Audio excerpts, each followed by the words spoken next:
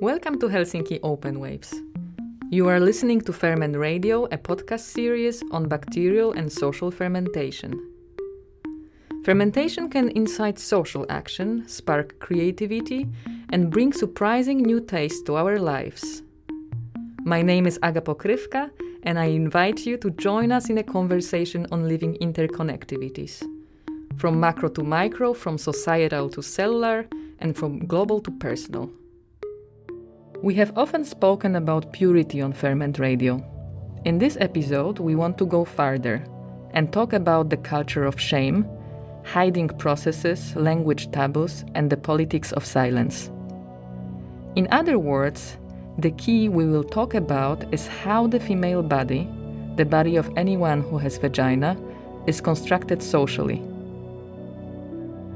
Whatever you put in or out your vagina has the potential of disrupting your vaginal balance.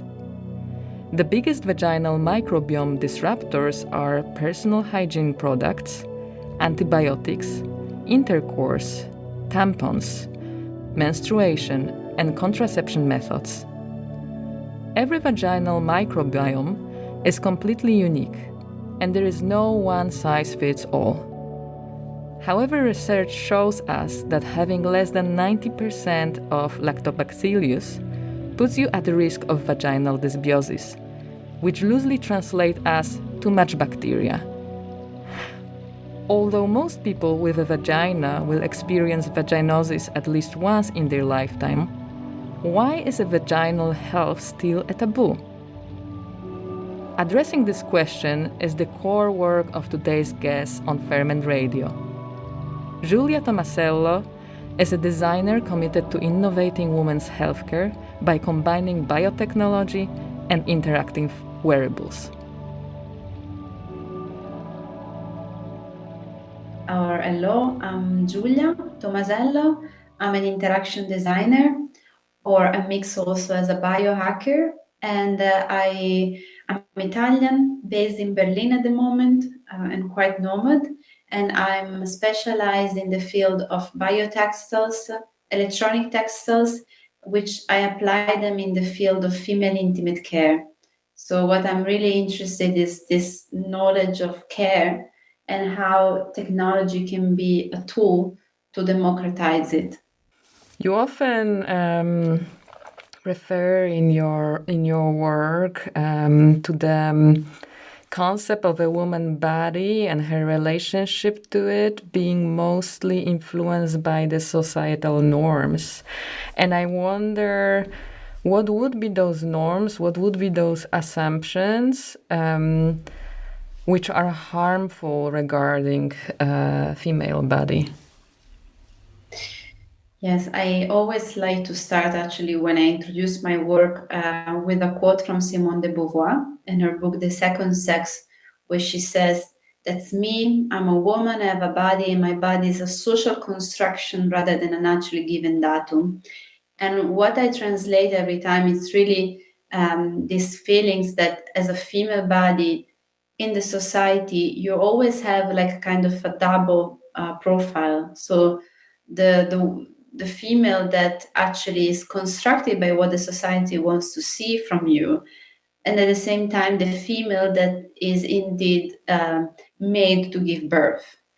And I like to sit in this two type of context because at the same time we would like maybe to be different, but because of the constraints and the taboos that are in the society, which also depending where you live and your cultural background, it always changes and it has a different layer.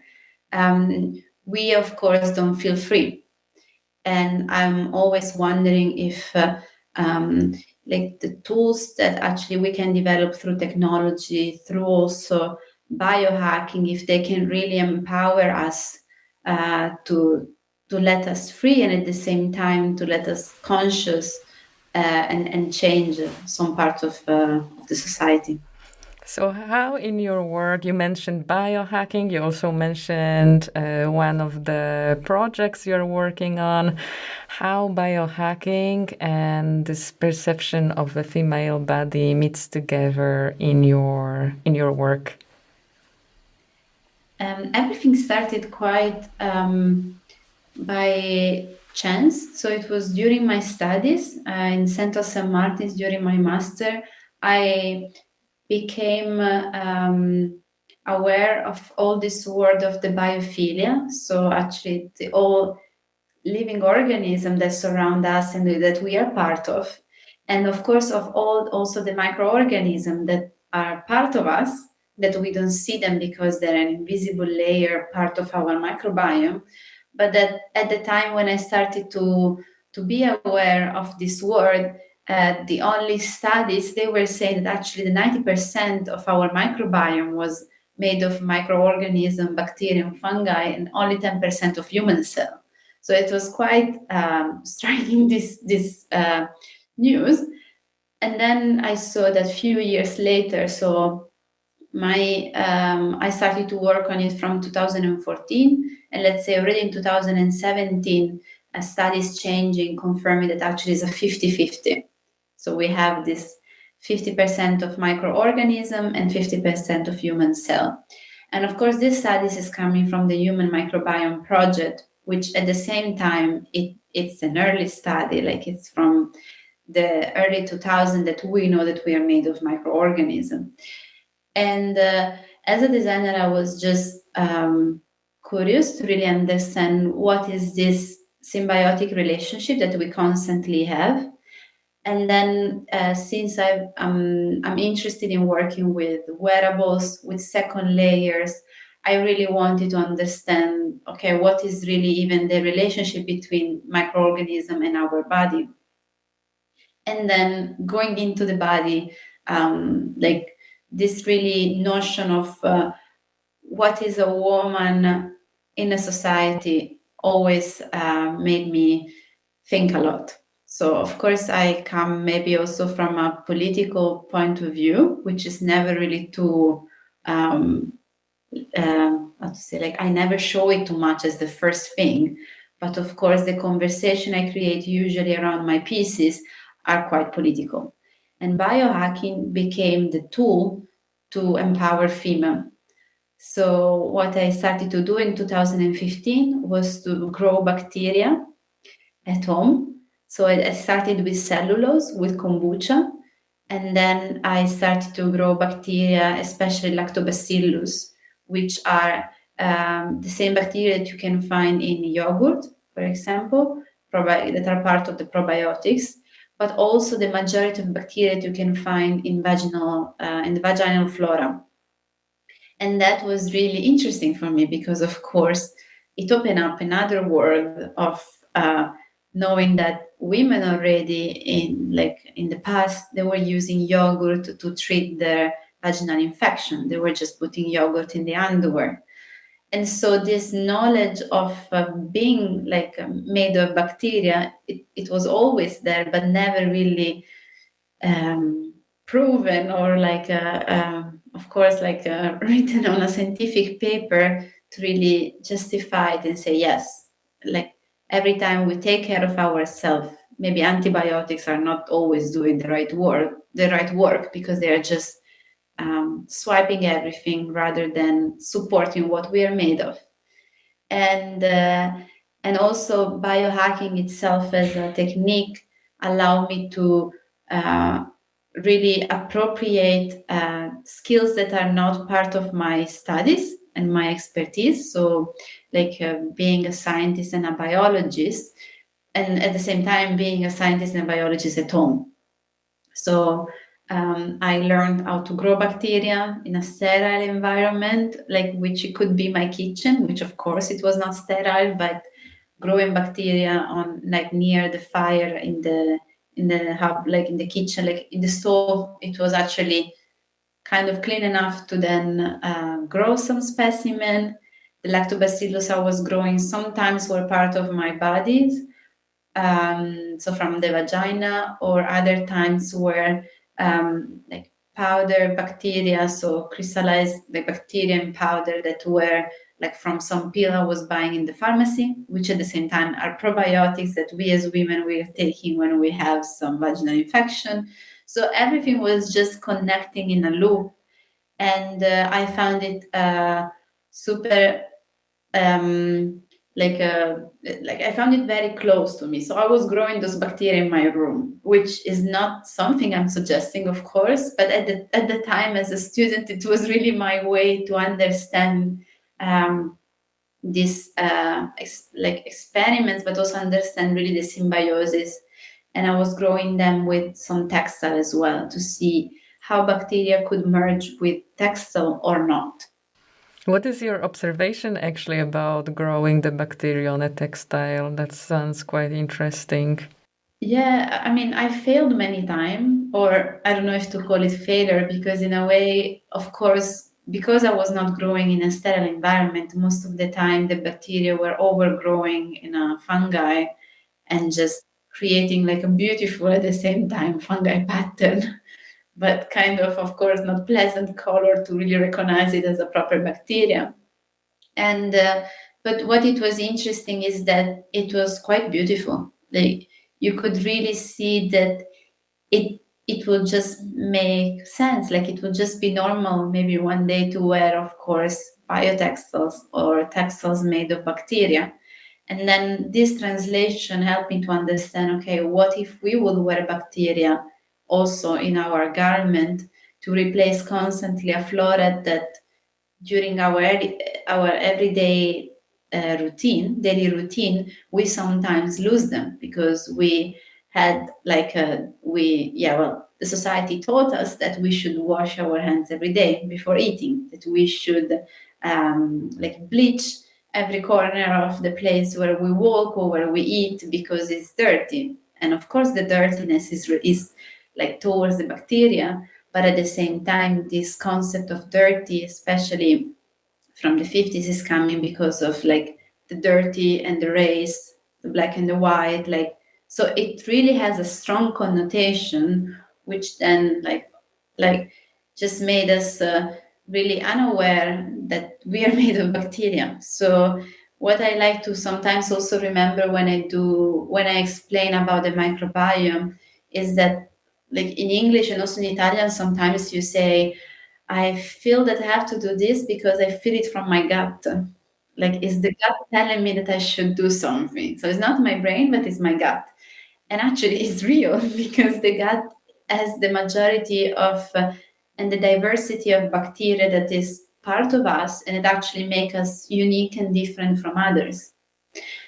And then another funny part is that, of course, our microbiome comes from the vagina of our mother. So especially if we burn with the natural giving birth, like our first microbiome is really coming from the vagina of our mother. And then recent studies were saying that if some kids are born with the C-section, they could actually be more prone to get some illness like in the future. So all of those really like small insights really made me realize that, yeah, we should just pay more attention. We should just really be aware, which it doesn't mean that we should never wash our hand anymore or that we should really go against it, but just to be a bit more aware, to just really understand that, yes, like when antibiotic came, when Western medicine came so strongly, it was really also with a specific we can also argue political act behind. So how can we also go back to nature by accepting nature, by feeling part of them? So I guess this all kind of got fermented in your project called Future Flora, right? Could you tell us more about it and how does it work? What's the concept about? Of course. So Future Flora is the project I developed from this bacteria growing in my room, and especially from the experiment of bacteria and textile. And Future Flora is a harvesting kit designed for women to treat and prevent vaginal infection. So in this kit, which looks like a petri dish, you have three different components. So one part as an instruction for female to actually use it at home. One part as like different tools. So for example, inoculators or a pipette with inside like frozen bacteria of an healthy vaginal flora. and tweezers. And then the third part is made already with a pad made of agar-agar. So the point is that you will be at home, and if you are one of the females suffering of vaginal infection, you will grow your healthy bacteria, your healthy bacterial pad at home to actually replace the flora that is missing. So it's really a sort of taking care of your body and yourself by also being a scientist, like being a participant in this world of science and technology, which most of the time is dominated by male, which most of the time we don't really even have access to much, because the first thing maybe when we are sick, it's either to not really talk about with people or to go to the pharmacy and take the first cream that we see, even though we are not really able to recognize which infection it is, and or going to the doctor, but at the same time accepting to take antibiotics instead of really understanding how I can prevent it. So this kit is really made to try to go for prevention and to have always an healthy vaginal flora, rather than accepting that antibiotics should always work. And statistically, we are talking about the 75% of women worldwide that can suffer at least once in their lifetime of vaginal infection like Candida. And so it's a huge number. So of course, it's something that we as female, we should first not feel ashamed to even have it or talk about, but at the same time be aware of what we could do. And so Future Flora really is it's a speculative kit, like it doesn't work, it doesn't exist, but at the same time it's a tool for a conversation to really show, okay, if biohacking one day will be normal, if we will have in our daily life an incubator at home, why not that we can grow bacteria at home, like healthy bacteria that we can wear in our underwear and constantly have a healthy flora that will protect us. Looking at your work, it gives me this feeling that you want to use technology in order to reconnect with own body. And on one hand, I feel it could be like a contradiction, because why, if we are ought to kind of reconnect with something which would be part of our nature, why we would need technology? Is it something I'm kind of...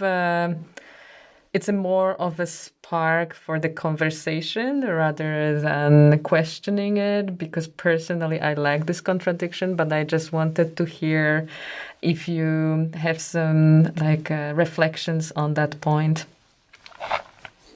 Yeah, I do have some reflections. So I see totally this contradiction, because why technology should be part of us? But at the same time, I'm just conscious that technology is part of us. Like the reason why we're able to even do this podcast from Helsinki to Berlin is because it's through technology. How we came also in contact is through technology. So technology in one shape or another is already coming closer and closer to our body. And I really believe even to our skin, and one day probably embedded. And I'm just trying to find ways on how we can actually use technology, not as the successful and brilliant product, but actually as just a tool to achieve something that maybe 30 years ago would be impossible. And now, because we have this technology, we can achieve it. So to really kind of go around the technology and just use it. And this type of principle, I use it also in my teaching. So since 2017, I'm teaching, I'm lecturer in different universities, like really trying to bring a notion of electronic textiles, biotextiles, coding with Arduino, an open source platform, and really also bringing methodologies of do-it-yourself techniques, of open source, and showing that should be the direction we should go if we think that technology is really coming and embedded in our body. So not really only accepting it or like accepting the use, but also understanding what is behind. Like, how can I hack it at the same time, this technology, to make it useful for myself or for the society? And so it's not anymore, again, like using a specific technology, but own it and being aware, okay, yes, maybe like having like a like Bluetooth headphones is important, but at the same time now, like I can hack them and use them for something else. And I think it's just very powerful, and especially when you bring it in universities, it just shows to students like the huge like scenario and possibilities that they can then now create. And this is why then I'm not scared to really bring technology in those type of contexts, because I can just see it as a way to actually kind of go against what the society always told us, that we should just live in the taboo. And so I really found, like, I would like to use technology really as a way to democratize it and to destigmatize taboo, even though most of the time, of course, it's very difficult, especially when we think about electronic textiles or even biotextiles, to really bring it in the reality and the everyday. It's still difficult. We don't have yet a technological innovation to really implement things. But at the same time, what speculative design can do is to really propose this type of scenario. And this is what I'm interested in to really bring this type of speculative scenario, and at the same time maybe prototype low technology kit that can show what is possible now and what one day it could actually happen.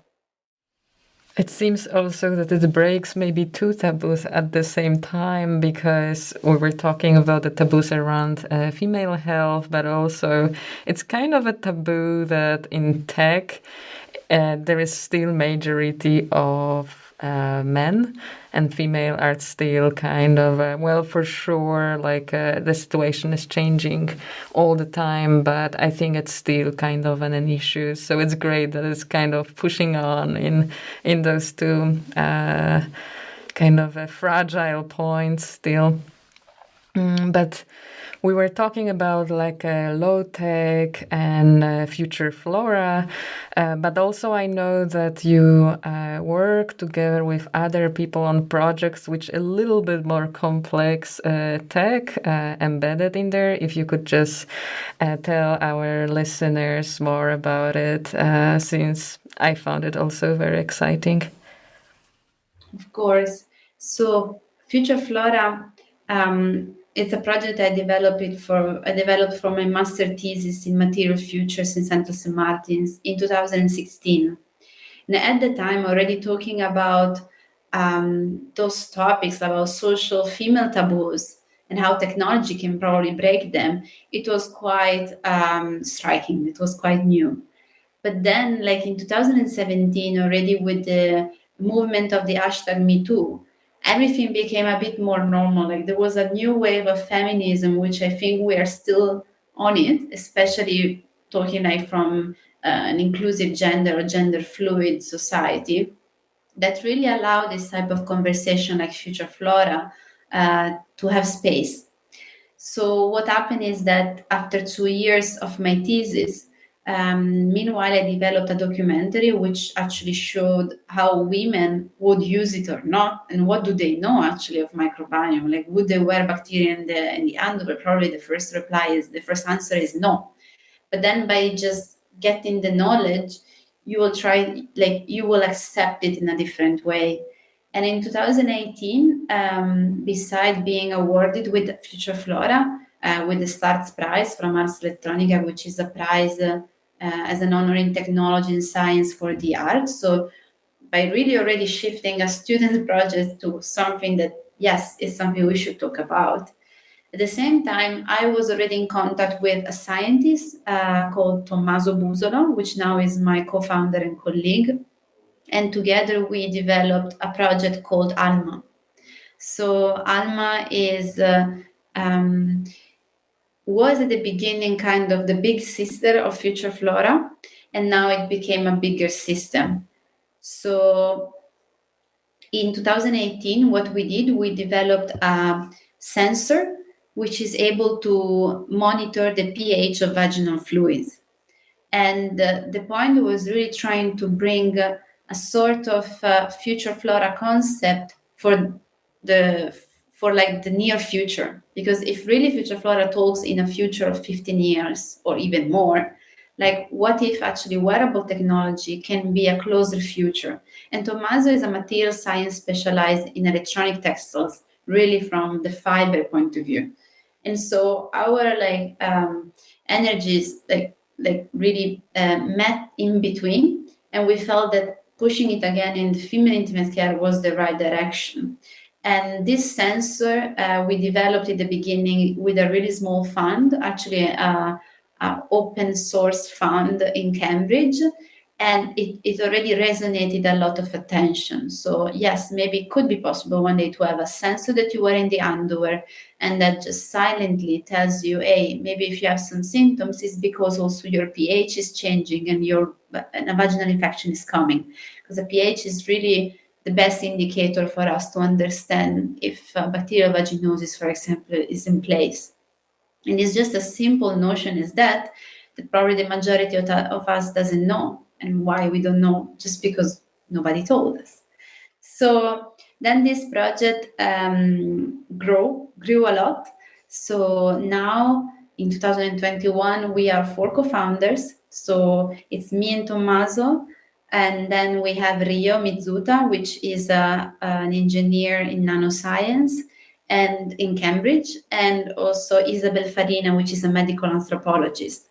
And so this really interdisciplinary group just created something more. So, and we grew also through a European funding called Reframe, and at the same time, an incubator which we are now part of in Berlin, and that help us to understand that Alma has to be taken really from an holistic point of view.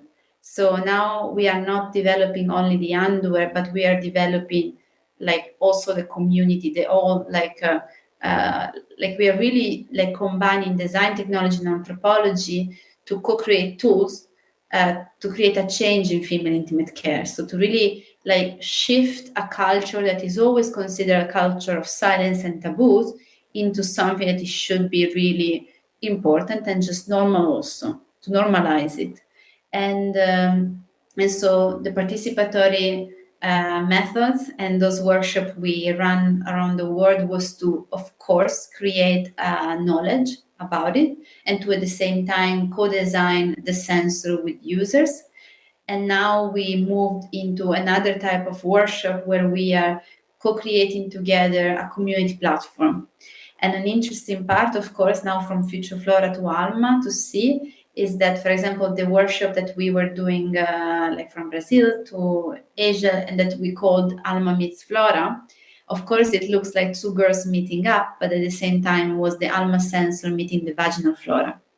And now we moved to Alma Connects Flora workshop because it's Alma, the whole big network that we are creating, connecting with flora, which could be each of us, just as female, that we want to actually give a voice to this type of topic. So it's becoming something bigger, which also we don't know where it's going. Technically now, the sensor from a textile sensor that we developed working with Fraunhofer IZM in Berlin, now is going back to the lab in Cambridge. And so from today, actually, Tommaso and Rio will start a postdoc to really bringing it further. And from the community point of view, this platform, we are just at the beginning. So we are developing now an atlas where it will be open source and bottom-up based. So like Wikipedia is made by user writing about things. And we hope that this atlas of experiences will be a platform where female will anonymously write about their experiences on female intimate care about different topics to really just create knowledge and to really try slowly to also bring everything normal.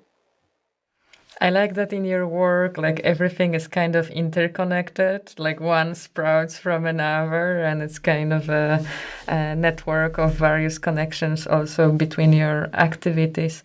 But coming back to like tech and female health, when I was preparing for this conversation, I started to look for the dates of when, I don't know, tampon got invented or birth control pill. And I was especially surprised with tampon. The tampon is almost like 100 years old, and the birth control pill is like, what, 60 years old? And there, to be very honest, at least to my knowledge, there is not much of innovation in like a female health happening. Do you have some favorite companies or products or people who work within this, I don't know, genre of female health? Yes, well, it's like a company which I admire a lot, especially from their marketing campaign point of view. And I'm using things since 5 years, so I'm a big fan. And beside the investment you have to do, of course, to even buy one or two underwears, because of course one doesn't really always make sense. Um, it's something I always suggest to everyone. And what I do since already 2 years is really trying also different brands, especially European, and bring them to Italy, which still is not there yet to even accepting it. But this is one way to normalize periods, which is something that has been always also stigmatized. So things, yes, I really love the way they talk about it. And also from a marketing point of view, I'm really a big fan of Libres, which you recently, especially in the last 2 or 3 years, they've been really campaigning to show, hey, actually, in the past, they're always showing a blue liquid, but actually our blood is red, as every blood. So, or actually, yes, you can run a marathon during period. It's normal. And yes, we bleed every day, every month. Like, so it happens sometimes that we bleed and we are sick and we cannot work. Like, to really normalize it. And so SCT, so the whole group behind Libres, which is SCT, works very well on democratizing female health, especially from a period point of view, for the products that they sell. And then if we open up to the whole femtech companies that now are the trend, we can also argue that are really leading this type of field. I struggle to really find the one which I really love, I have to be honest, because I see many loopholes there. Like for me, already calling a startup femtech, it's already a challenge, which I don't always like to be called, because it looks like that it's only for female, while of course talking about vaginal infection, like men they maybe don't think about, but of course they have a partner or a mother or a sister that can have it, so it also matters them. It really it really, what we really push a lot in Alma is it's showing that those topics really affects everything. And so the holistic point of view, the inclusivity is by default. It's really just part of the whole conversation. And so when they call me femtech, I'm like, yeah, but I'm also health tech, I'm wearable tech, whatever you want to call it, because the point is not to call it and to label it again, but just to talk about. So in the femtech, sometimes what I see is that you like those startups, they really tend to just stay on this femtech bubble, rather than allowing themselves to see that female intimate care should be really different, the way that they should also bring it in their companies.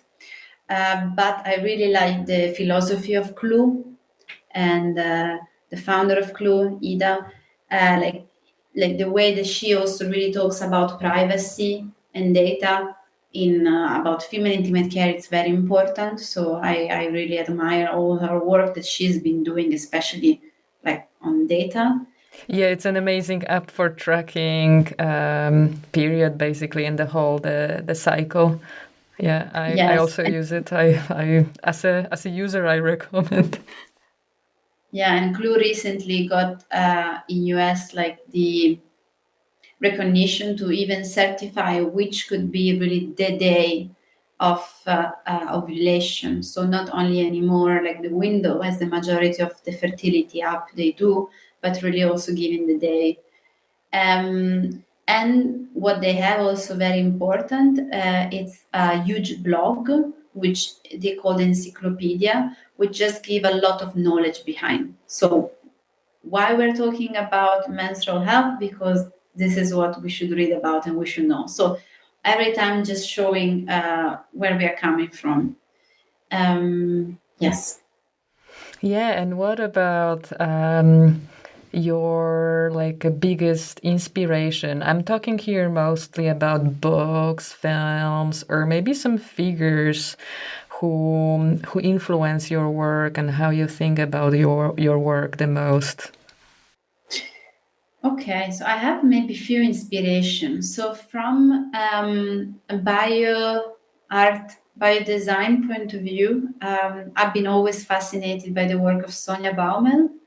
She is an Austrian artist living in Netherlands and working in Netherlands, and her work concentrates on the relationship of her body, especially with the microbiome. So she was one of the pioneer artists working with microbiome when microbiome was not even written in books, and she was just like making it clear through her works, which most of the time included also performance and really her body performing in a huge petri dish and just growing herself and just really translating it in something physical or something visual, maybe, because most of the time we just don't see it and we just are not aware indeed.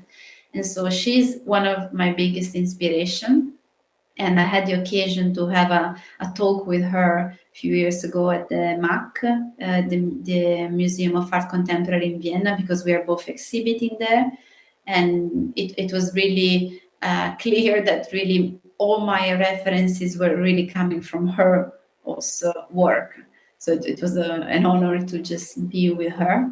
And I just like also, I'm just bringing it also in a different layer with also wearable technology and female health.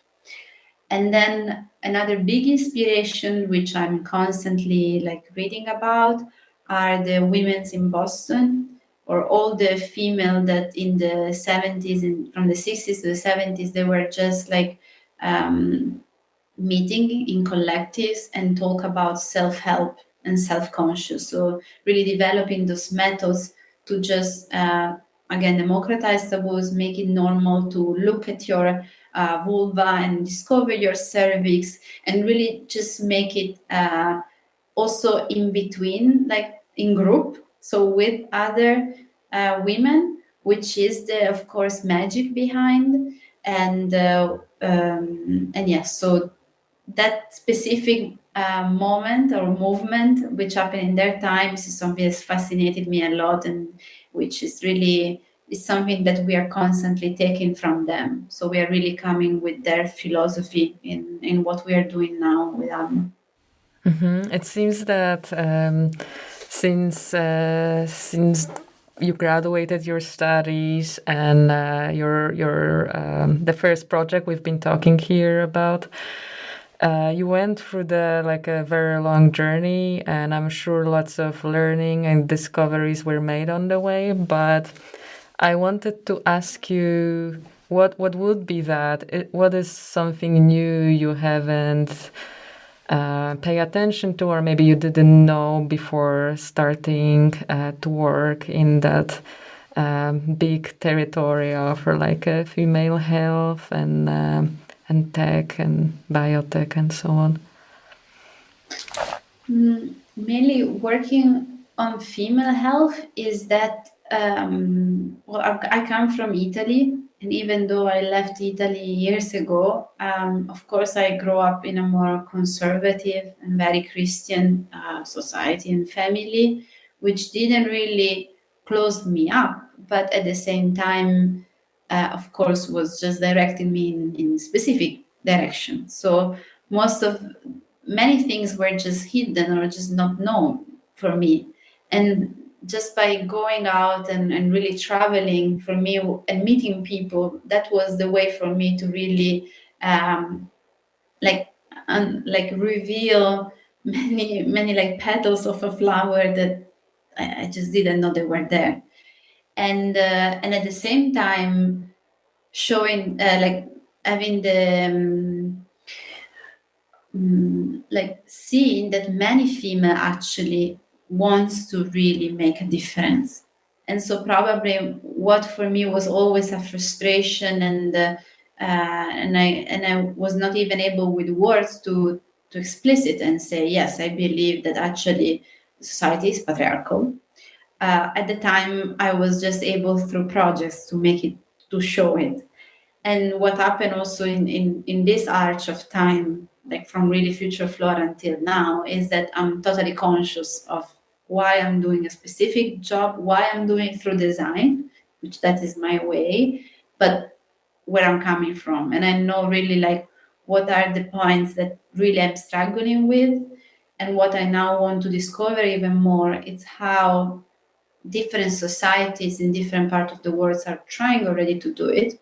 And this is what I'm already discovering, but really trying to collaborate in a bigger scale to see, okay, what it could be kind of the fil rouge or the meta level that at least now, because also our life is not so long, we can still do to make a little change. So not to really create the change because it's impossible, it's too ambitious, but still the little change that at least through language or really maybe through biohacking can make a difference.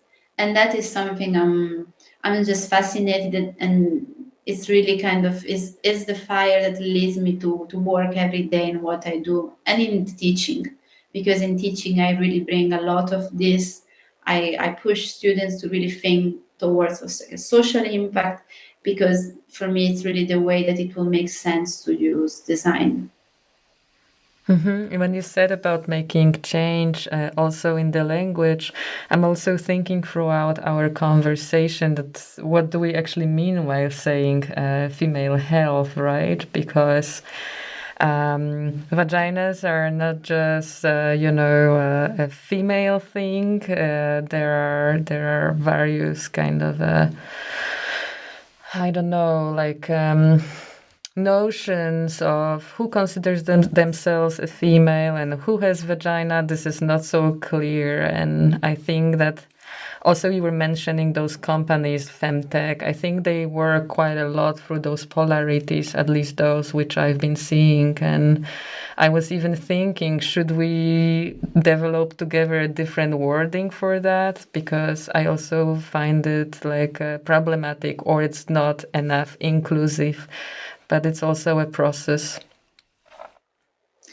Yes, it is problematic, and it's something that more than like change it should be in a constant evolution. Because of course before was only health, then barely men health, but just not clarifying the men, and then women health, and then female health. We somehow moved to female, and we use the word female all the time, but then we specify even when we present in our slides that for us a female is a woman with a trans experience, or a trans woman. So really to open up this term. But yes, it should be people health. Change has to happen not just in detabooing intimate health, but also in terms of language. Unlearning habits that oppress us and others is a long journey. Thank you, Giulia, for being there with us. If you would like to know more about the show, listen to this episode again, or find previous episodes, please go to helsinkiopenwaves.com or fermentradio.com. You can subscribe to this podcast on Spotify, Apple Podcasts, and more. I'm always looking forward to hearing from you at hello@fermentradio.com. Ferment Radio is broadcast by Helsinki Open Waves, supported by Culture of Cultures and produced by Super Eclectic. Thank you for listening, keep fermenting, and stay tuned for the next episode of Ferment Radio.